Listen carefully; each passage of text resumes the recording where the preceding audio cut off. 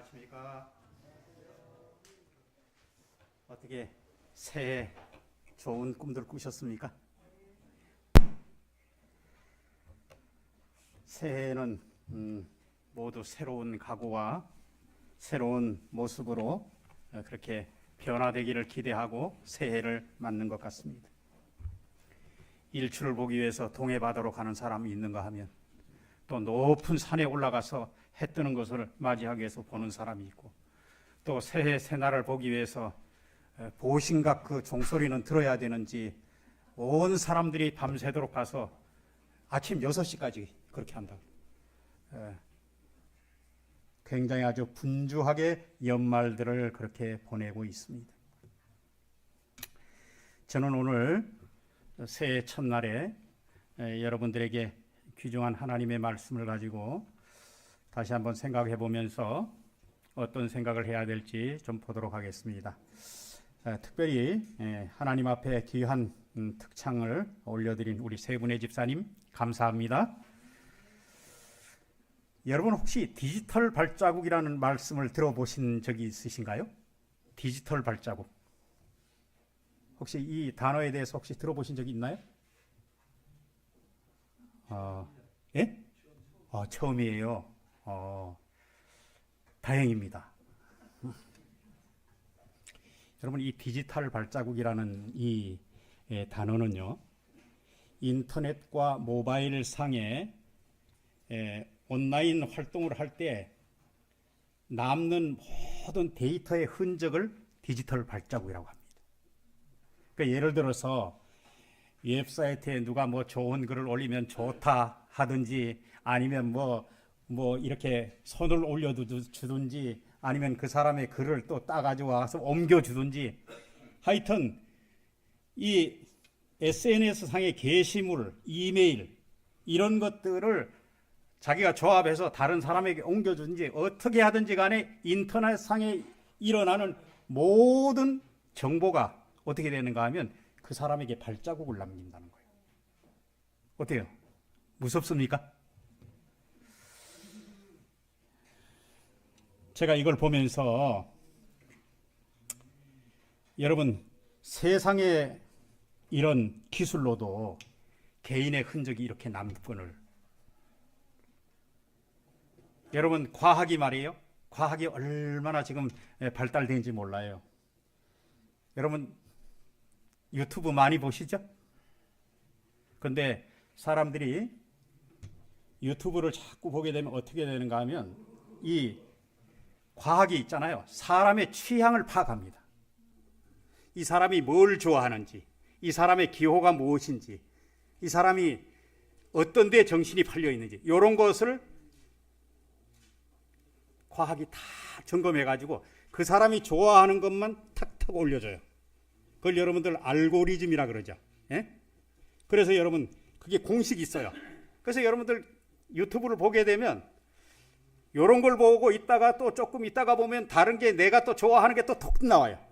그러면 또 그걸 또 보다 보면 또 톡 나오고, 계속 그게 어떻게 하는가 하면 기계가 그렇게 조작을 하고 여러분들의 성향을 다 파악해서 그렇게 계속 올리는 겁니다. 그럼 사람이 어떻게 돼요?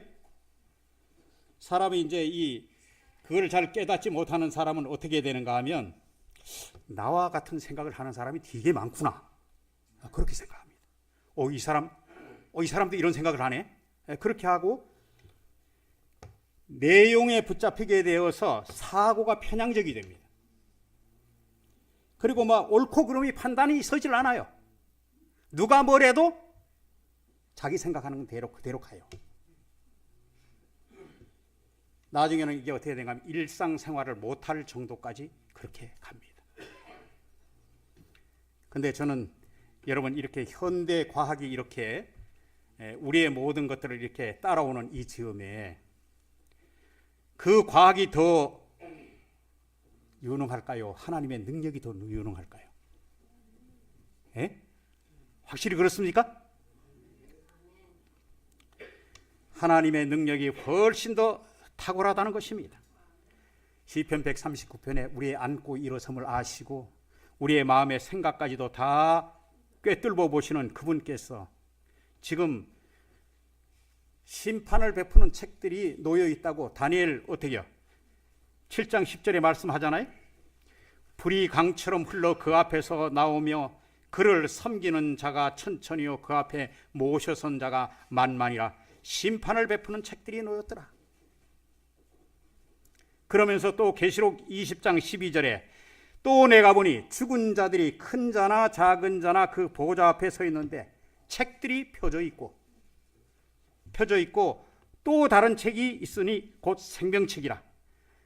죽은 자들이 자기의 행위에 따라서 책들에 기록된 대로 심판을 받으니. 그래서 여기에 생명책 말고 다른 책들이 2개 펴져 있다 그랬잖아요.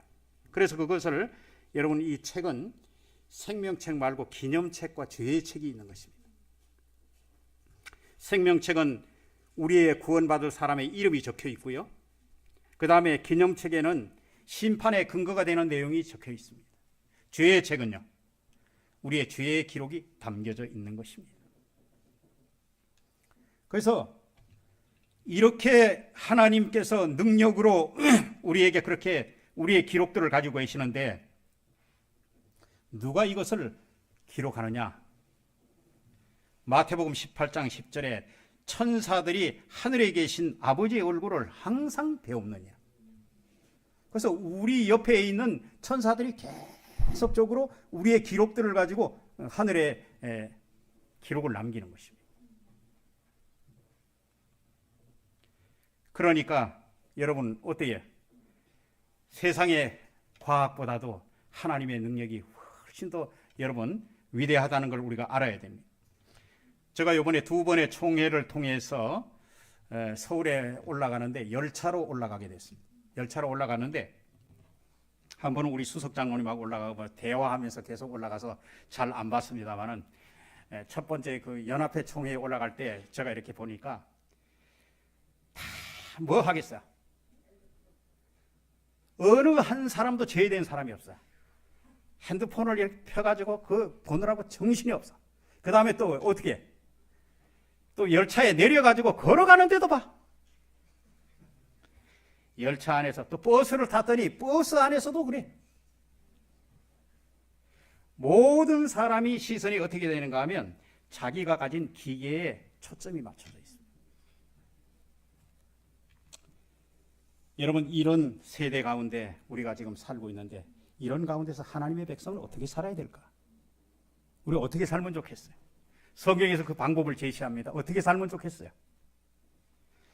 시편 123편 2절에 상전의 손을 바라보는 종들의 눈같이 여주인의 손을 바라보는 여종의 눈같이 우리의 눈이 여호와 우리 하나님을 바라보며 우리에게 은혜를 베풀어 주시기를 기다리나이다. 새해 우리가 이런 각오로 조금 하나님 앞에 서면 좋겠습니다. 어제 저녁에 우리 수석 장로님이 새해 새로운 결심을 하면서 어제 저녁에 설교 말씀을 해주셨습니다. 저도 듣고 많은 감동을 받았습니다. 이 비유의 의미는 종과 상전의 관계가 어떻게 된다고요? 종과 상전의 관계는 명령을 항상 기다리는 그런 사이잖아요. 그래서 주인이 무슨 은혜나 명령을 베풀면 항상 어떻게 돼요? 준비하고 있어야 돼요. 준비하고 있어요. 이것은 무엇을 의미하는가 하면 하나님의 뜻을 따르고 그분의 긍휼을 기다리는 신앙인의 자세와 같은 것입니다. 주인 앞에 서 있는 종, 또 여주인 앞에 서 있는 여종, 그런 모습으로. 그 다음에 하나님을 바라보는 신앙을 여기서 얘기하고 있는데 종의 눈이 상전을 바라보는 것처럼 우리의 눈이 누굴 바라봐야 된다? 여호와 하나님을 바라봐야 된다. 그 다음에 그곳에는 기다림과 인내가 필요합니다. 여러분 항상 주인이 좋은 말만 할까요? 때에 따라서는 책망도 할 수도 있죠. 두려움이 앞설 수도 있죠. 그런데 주인의 어떤 말을 기다리듯 두려움과 그런 기대 속에서 상전의 말을 주시합니다. 마찬가지로 신앙인들도 하나님의 응답에 인내하며 기다리는 것입니다. 이 비유는 하나님을 향한 신뢰와 겸손 그리고 은혜를 구하는 겸손한 마음가짐을 상징적으로 보여주는 것입니다. 그렇기 때문에 저는 오늘 여러분들에게 2026년 한 해에는 여러분들의 눈이 하나님을 바라보는 신앙을 갖게 되길 바랍니다. 세상의 잡다한 관심에서 여러분들의 시선을 떼어버리고 하나님의 말씀을 주목해야 합니다. 이 모든 것을 서론에 압축하려니 굉장히 기네요. 여러분 육신적인 배고픔은 어떻게 해결합니까? 예? 신체적 욕구는 뭐 음식이나 뭐 이런 거 먹으면 돼요. 물도 마시면 되고 배고프면 뭘 먹으면 돼요. 그런데 이 육신적인 욕구 말고도 여러분들 정신적인 욕구가 있다는 거 아십니까? 예, 정신적인 욕구가 훨씬 육체적인 욕구보다 훨씬 더 큽니다. 여러분 사람은 멀쩡해요. 근데 그 사람이 어때요? 육신은 건강해 보이는데 정신이 병들어 있는 사람들이 있어요. 맞아요?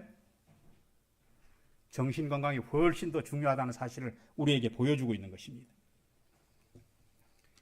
그래서 이 정신적으로 배고픈 사람은 영혼의 갈망이 있어요. 사랑도 그렇고 의미도 그렇고 진리도 그렇고 영적 성장에 대한 어떤 욕구가 있는데 이것이 채워지지 않으면 굉장한 공허감 속에서 삽니다. 그래서 사람이 그렇게 자꾸 이렇게 저거 하다가 보면 정신적으로 피폐해져서 이상한 사람이 되어버리죠. 그래서 여러분들 정신 건강이 훨씬 더 무섭습니다.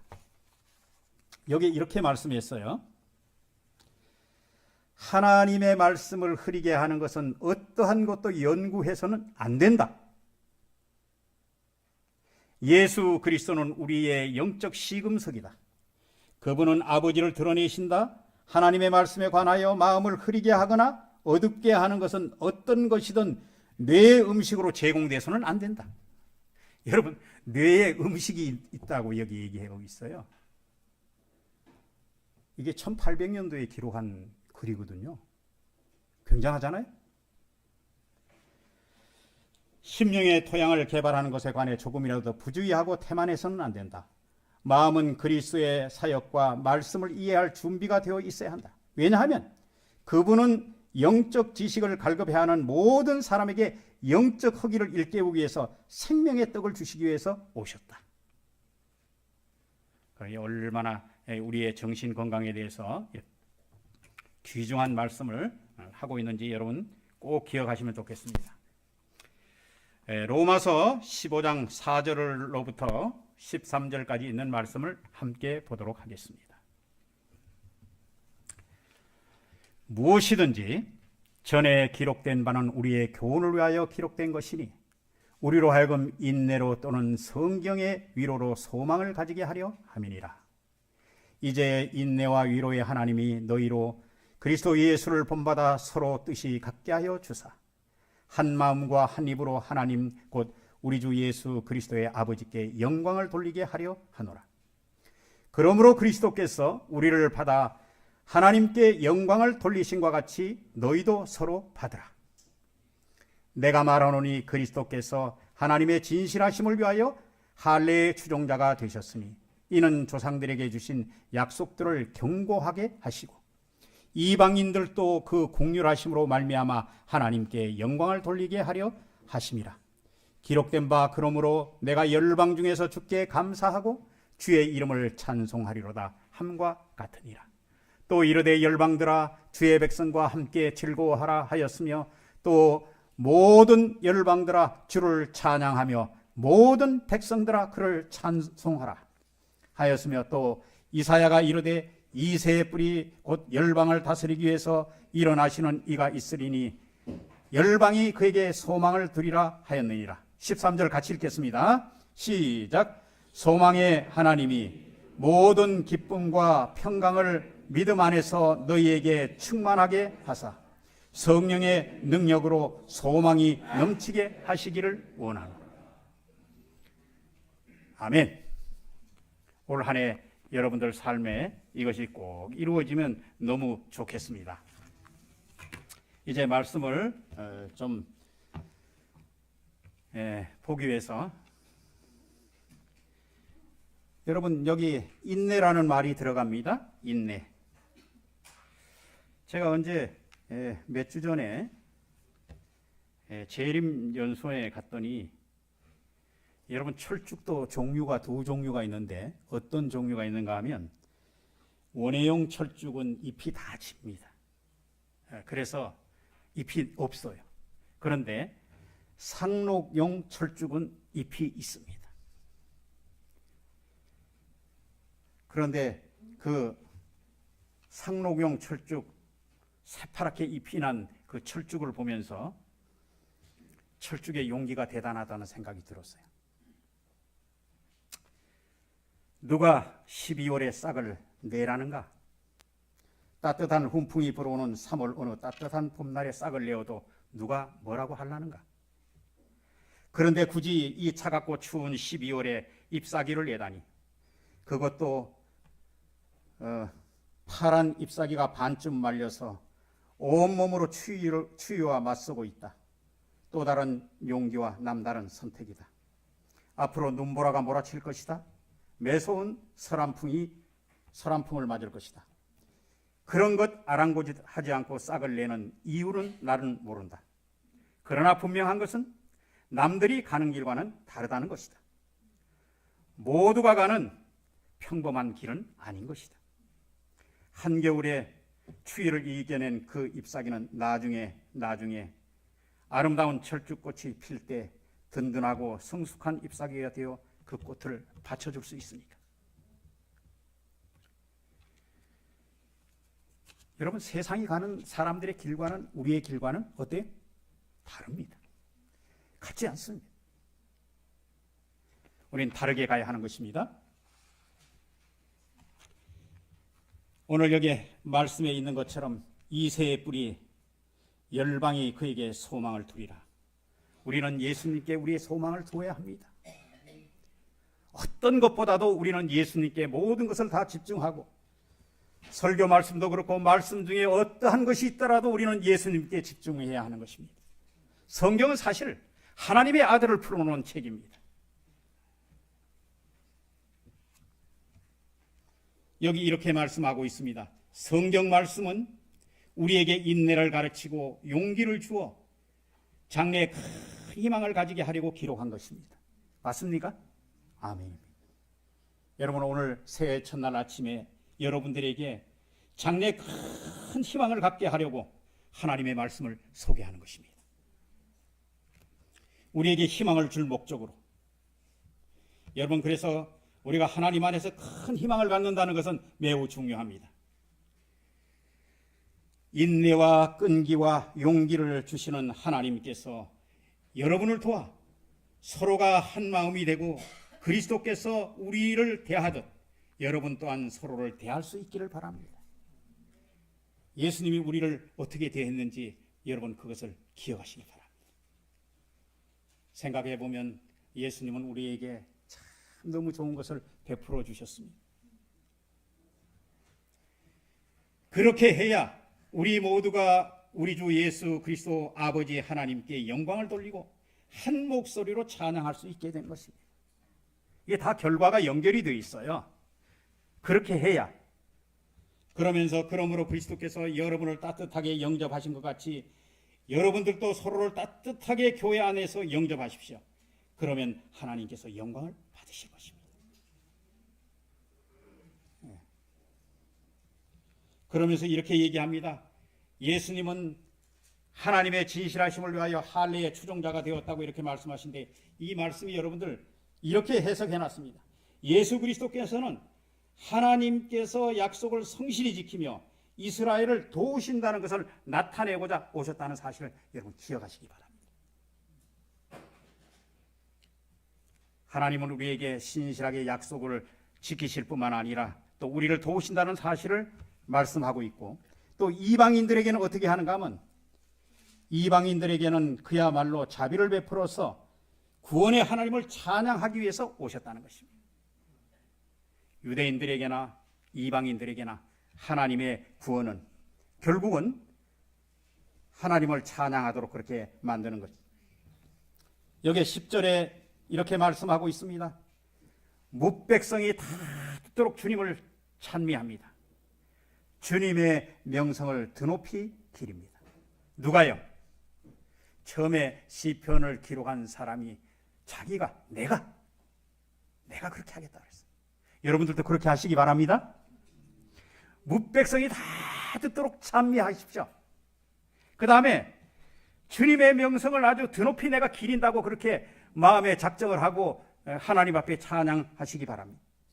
그 다음에 어떻게 하는가 하면 또 열방의 사람들에게 어떻게 하는가 하면 주를 찬양하며 모든 백성들과 함께 찬양하라고 얘기합니다.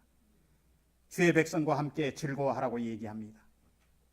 그러면서 이사야가 이르되 이새의 뿌리 곧 열방을 다스리기 위해서 일어나는 이가 있으니 열방이 그에게 소망을 두리라.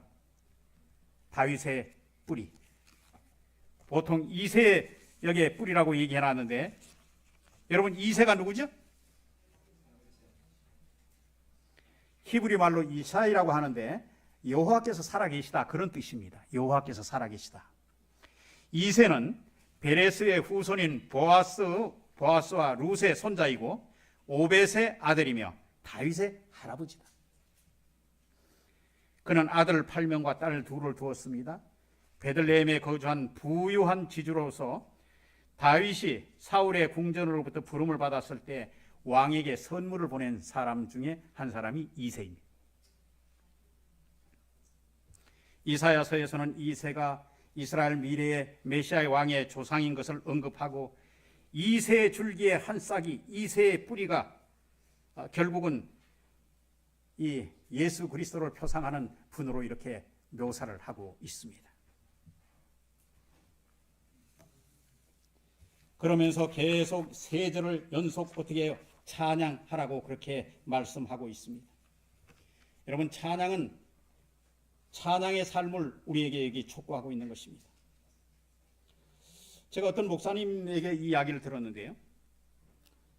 어느 날 삶에 지친 한 사람이 이웃집에서 들려오는 찬미 소리를 들었습니다. 예배 드릴 때마다 계속 찬미를 하는 것입니다. 그래서 이분이 생각할 때 그런 생각을 했다 그래요. 아이, 나는 뭐 교회에도 나가지 않고 찬미도 부르지 않지만 이 세상이 저렇게 찬미할 그럴 세상인가 말이야.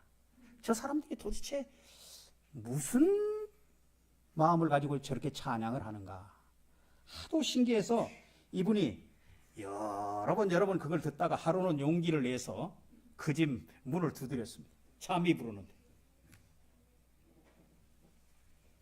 여보시오, 내가 이렇게 여러 번 이렇게 찬미 소리를 듣다가 보니 인생이 그렇게 사는 게 녹록지 않은데 이 집은 왜 찬미 소리가 그치지 않고 이렇게 계속 나느냐. 난 그게 도저히 궁금해서 못 살겠다. 그리고 내가 당신처럼 이렇게 찬미할 수 있게 당신 교회에 좀 나가면 되겠냐고. 여러분 찬미 소리가 계속 들려서 이분이 마음에 감동이 되어서 그래서 그분이 교회를 찾기 시작하고 그분의 자녀 중에 한 명이 교회 목사가 됐다는 거 아닙니까? 여러분 우리에게 어려울 때 우리에게 힘이 들 때 여러분 찬양하십시오. 찬양은 하나님께 기쁨이 될 뿐만 아니라 여러분을 아주 높은 이상 가운데로 끌어올리는 귀한 하나의 매개체가 되는 것입니다. 말씀을 통하여 여러분 소망을 가지십시오. 말씀을 통하여 인내를 배우십시오. 그리고 말씀을 통하여 성경의 위로를 받으시길 바랍니다. 그리스도께서 우리를 대하듯 여러분들도 그렇게 대하고 그리스도께서 우리를 따뜻하게 영접한 것 같이 서로 따뜻하게 마음으로 영접하시길 바랍니다. 그래야 하나님께서 받으실 수 있다는 것입니다. 예수님을 하나님의 대사로 보내셨습니다. 하나님께서는 약속을 신실히 지키시며 이스라엘을 도우신다는 의미로 이스라엘 백성에게는 그렇게 비춰졌지만 이방인들에게는 자비를 베푸는 하나님으로 그렇게 비춰진 것입니다. 그러나 누구에게든지 꼭 필요한 분으로 영광을 돌리게 하는 목적이 거기 있었습니다. 본인의 고백과 함께 찬양을 드림으로써 열방이 함께 주의 백성과 동참해서 세계 만민이 주를 찬양하는 그런 결과들이 오늘 한 해 여러분들 삶에 일어나게 되기를 간절히 소망합니다.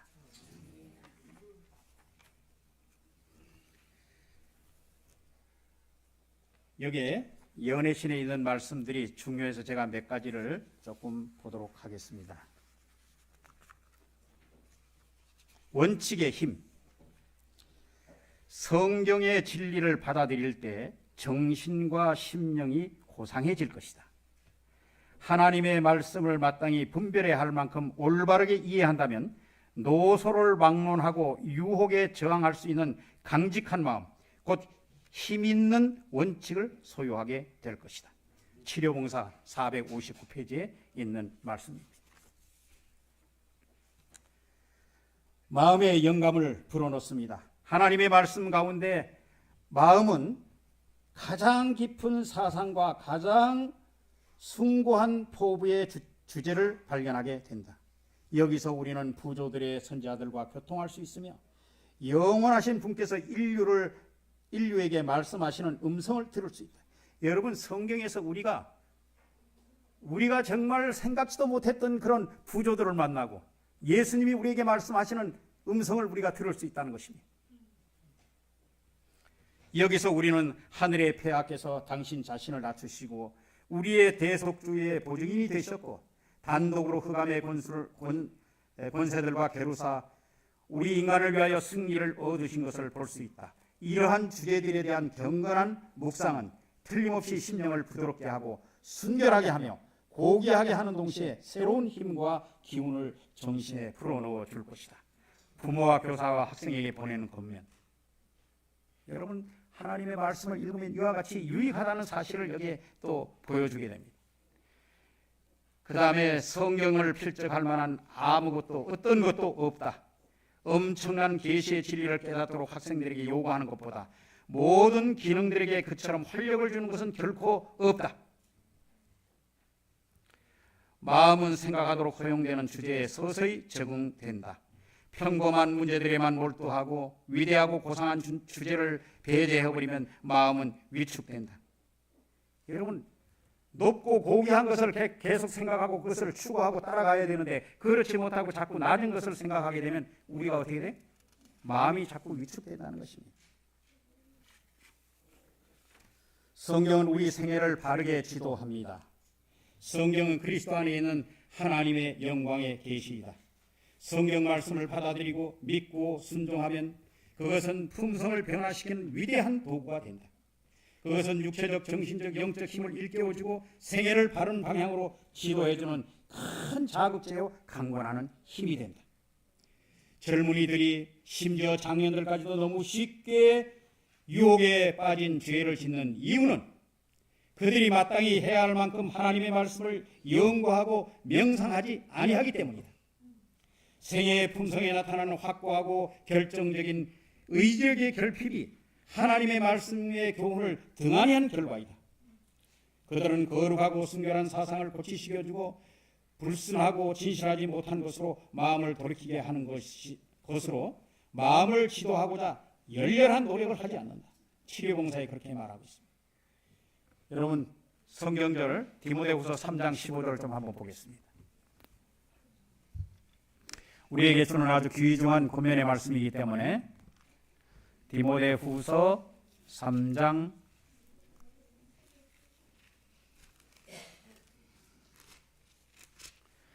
15절입니다. 함께 읽겠습니다.